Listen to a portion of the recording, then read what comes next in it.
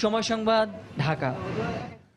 ক্রিকেটের আরো খবর। জেলা পর্যায় থেকে জাতীয় মানের খেলোয়াড় তৈরি করার লক্ষ্যে প্রথমবারের মতো সিরাজগঞ্জে আয়োজন করা হয়েছে সিরাজগঞ্জ প্রিমিয়ার টি-20 ক্রিকেট লিগ SPLI। টুর্নামেন্টকে ঘিরে উৎসবের আমেজ বইছে পুরো শহর জুড়ে। এ ধরনের লিগ নিয়মিত আয়োজন করার আহ্বান ক্রীড়াপ্রেমী শহরবাসীর। অমৃত সেনের ক্যামেরায় জেলা প্রতিনিধি রিঙ্কু কুণ্ডুর রিপোর্ট। SPL টি-20কে কেন্দ্র করে ক্রিকেট উন্মাদনায় মুখর এখন যমুনাপাড়ের শহর সিরাজগঞ্জ। ক্রিকেটার ও ক্রিকেট প্রেমীদের পদচারণায় মুখরিত সিরাজগঞ্জের শহীদ শামসুদ্দিন স্টেডিয়াম। প্রথমবারের মতো জেলা শহরের টি-20র আয়োজনকে স্বাগত জানিয়েছেন ক্রিকেট প্রেমীরা। জমকালো আয়োজনের মধ্য দিয়ে শুরু হয়েছে SPL টি-20।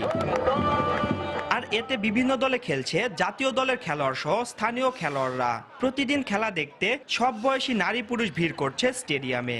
সিরাজগঞ্জ ক্রিকেট অ্যাসোসিয়েশনের আয়োজনে SPL এর প্রথম আসরে 6টি দল নিয়ে শুরু হয়েছে এই খেলা। সিরাজগঞ্জে কোনো জাতীয় দলের প্লেয়ার নেই। যদি এরকম লিগ প্রতি বছর চলতে থাকে তাহলে সিরাজগঞ্জে অবশ্যই কোনো না কোনো জাতীয় দলের প্লেয়ার বেড়ে আসবে। এতে আমরা অনেক বেশি উৎফুল্ল। আশা করি প্রতি বছরই এরকম SPL এর আয়োজন হবে। যদি প্রতি বছর এরকম খেলাধুলা দেয় তাহলে আমরা উপভোগ করতে পারি, তেমন খেলাধুলার মানটা একটু বৃদ্ধি পেতে পারে। আমরা খেলা দেখতে আসছি, এসে আমরা অনেক আনন্দিত।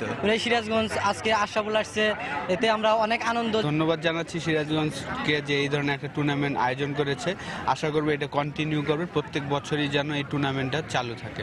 জাতীয় মানের খেলোয়াড় তৈরি এবং খেলোয়াড়দেরকে উৎসাহিত করার জন্যই এই আয়োজন বলে জানালেন টিমের ওনার ও আয়োজকরা।